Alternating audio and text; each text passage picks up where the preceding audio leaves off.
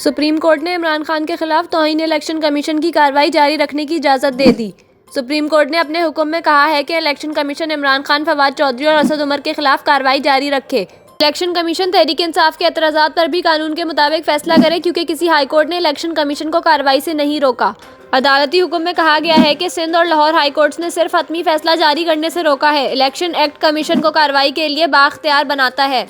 अदालत ने मजीद कहा कि तहरीक इंसाफ ने कार्रवाई का इख्तियार देने की दिफा चैलेंज कर रखी है। राइज कानून चैलेंज हो तो भी इस पर अमल दरामद से रोका नहीं जा सकता। वाज़ेह रहे कि इलेक्शन कमीशन ने हाई कोर्ट्स की जानिब से दिए गए हुक्म इम्तना सुप्रीम कोर्ट में चैलेंज किए थे।